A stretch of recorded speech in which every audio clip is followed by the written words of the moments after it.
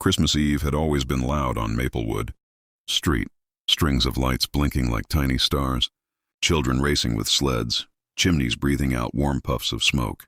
But this year one house sat dark and silent. The small blue house at the corner, the Henderson house. Inside lived Emily, a 32-year-old widow, and her two children, 7-year-old Noah and little Lily, who had just turned 5. The children still believed Christmas magic could fix anything, but Emily, she was simply trying to survive the night. Her husband Daniel had passed away earlier that year after an illness that drained the family, financially and emotionally. December had arrived like an unforgiving storm, and Christmas, once her favorite season, now felt like a reminder of everything she had lost. The house was cold. The fridge was almost empty, and the tree in the corner had only 3 ornaments, ones the kids had made in school. Emily sat by the window, her arms wrapped around herself for warmth. Outside, she watched neighbors celebrating, exchanging gifts, hosting parties. She didn't blame them. Life goes on, even when yours stops. But she couldn't stop her tears when Noah whispered, "Mom, is Santa skipping us this year?" Before she could find words, little Lily climbed into her lap with her blanket. "It's okay if he forgets. We still have you, Mommy." That nearly shattered her. She hugged both kids. No gifts, no feast, not even proper heating. But she held them anyway, whispering, "We'll make tonight special, somehow." A few streets away, a man had just returned to town after years away. Jack Lawson, an ex-Navy SEAL, walked through the quiet streets with hands deep in his jacket pockets. He had served most of his adult life overseas, living through missions that tested every muscle, every heartbeat, every piece of his soul. But nothing had prepared him for coming home to silence. His parents had passed away while he was deployed. His siblings had scattered across different states. And the one person who used to wait for him, a childhood friend named Daniel, was no longer alive. Jack hadn't even known until he returned and found the news waiting for him. He visited Daniel's grave earlier that evening, and as snow fell around him, he felt guilt settle on his shoulders.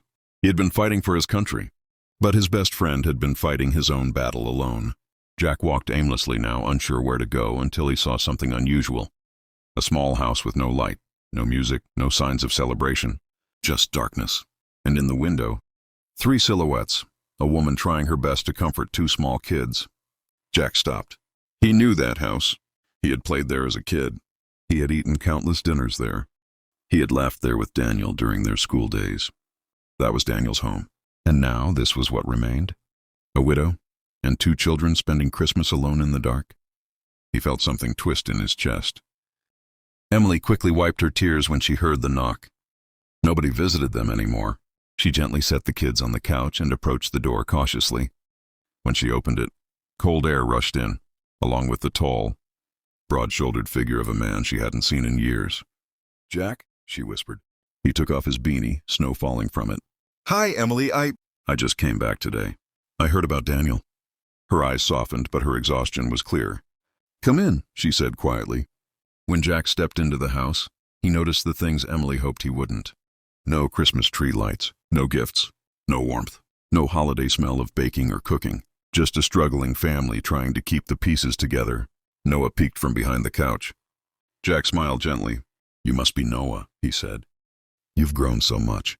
Lily hid behind Emily's leg but stared at the visitor curiously. Jack crouched down so he was at eye level with them. "I was your dad's best friend," he told them softly. "We grew up together." Noah's eyes widened. "Daddy's friend?" Jack nodded. "He talked about you both in his letters. He was so proud." Emily swallowed hard. Someone speaking of Daniel with warmth. It had been too long. But Jack wasn't done noticing things. "Emily," he said gently, "why is it so cold in here?" She hesitated, embarrassed. "The heating bill. I couldn't manage it this month." Jack said nothing for a moment. Not out of judgment, but heartbreak. This wasn't right. Not for Daniel's family. Not for anyone. The moment everything changed.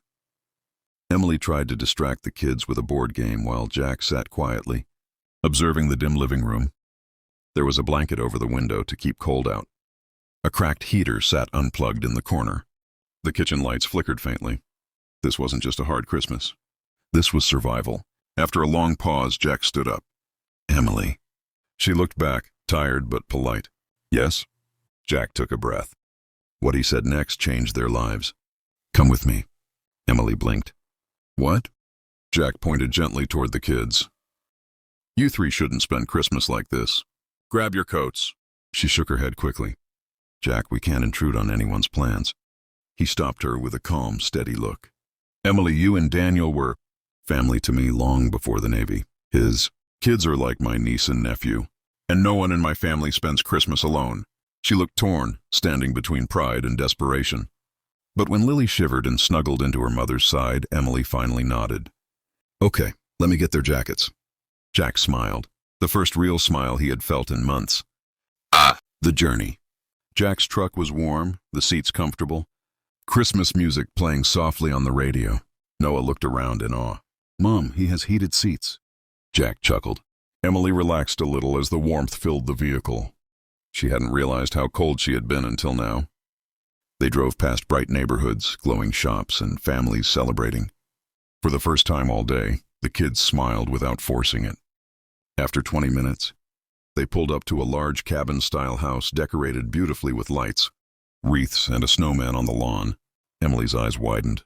"Jack, whose house is this?" He turned off the engine. "Mine." A Christmas they never expected. Once inside, the smell of cinnamon, pine, and hot chocolate wrapped around them like a warm blanket. A huge Christmas tree stood in the living room, golden, glowing, shimmering. But it wasn't the size of the home that touched Emily. It was the fact that Jack had prepared everything, alone. A warm fire crackled in the fireplace. Fresh blankets were folded neatly on the sofa. The table was set with care, and the kitchen counter was covered with ingredients for a full Christmas meal. Jack looked at the kids and clapped his hands lightly. "All right, soldiers," he joked playfully. "We've got cookies to bake and stockings to fill." The children burst into giggles. Emily watched, stunned. Jack kneeling to help Lily mix cookie dough. Jack showing Noah how to roll it properly. Jack keeping the children laughing, as if he had done this 1,000 times. It felt like a miracle. A man trained for war, now pouring his heart into giving 2 children a Christmas they deserved. Part 2, 1,600 words. Dinner, laughter, and a different kind of peace. The dinner table glowed under warm lights as snow fell quietly outside. Jack roasted chicken, mashed potatoes, vegetables, and baked a small pie he bought earlier. Noah ate like he hadn't tasted real food in months. Lily giggled every time pie filling touched her nose. And Emily, she stared at her children, realizing something painful. This was the first time all year she had seen them relaxed. Jack served everyone before sitting down. He wasn't loud or overwhelming. Instead, he brought a gentle steadiness, the kind only someone who had survived storms could carry. When dinner ended, he brought out 3 stockings. "These are for you," he told the kids. Inside were simple but thoughtful gifts: crayons, small toys, gloves, stories, puzzles, practical things, but chosen with care. Emily quietly wiped a tear when she saw her children's joy. Jack noticed, but he didn't comment. He simply let her feel whatever she needed. A quiet conversation. After the kids fell asleep on the couch under soft blankets, Emily and Jack sat near the fireplace with warm tea. The flames painted soft shadows across the room.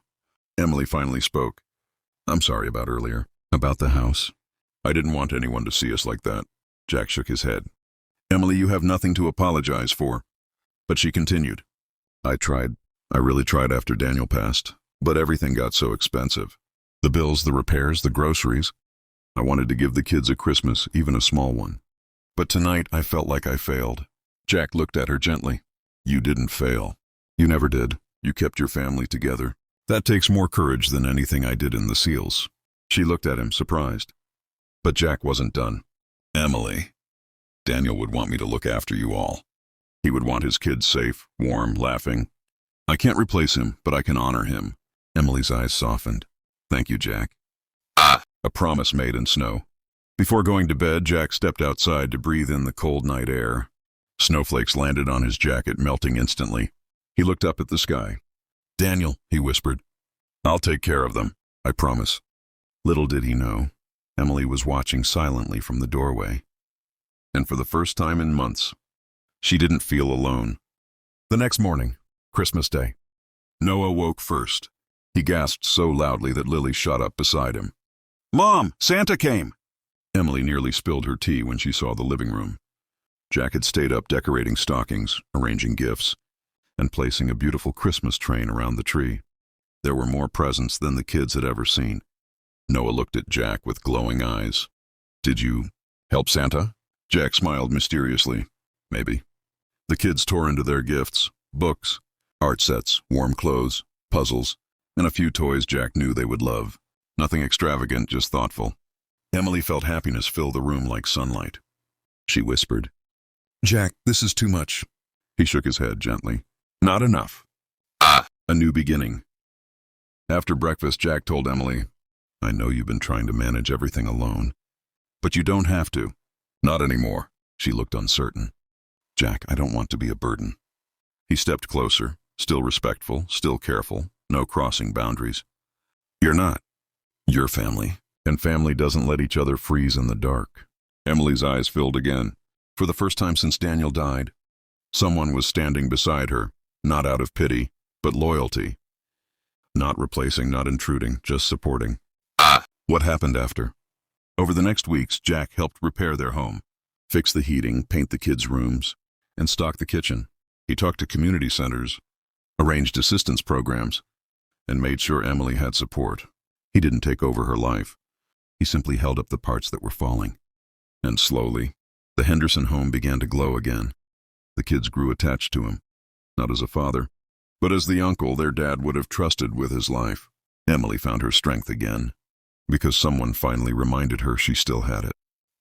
The ending, quiet but powerful. Months later, on a spring evening, the three visited Jack's house again. They stood on the porch watching the sunset. Noah tugged Jack's jacket. "Uncle Jack, will you be with us next Christmas too?" Jack smiled. "Every Christmas, as long as you want me." Emily looked at him, gratitude in her eyes. No dramatic speeches, no forced promises, just a quiet understanding. Sometimes family is formed not by blood, but by presence. Sometimes the strongest people are the ones who show up when the world stops. And sometimes hope returns in the simplest words. "Come with me."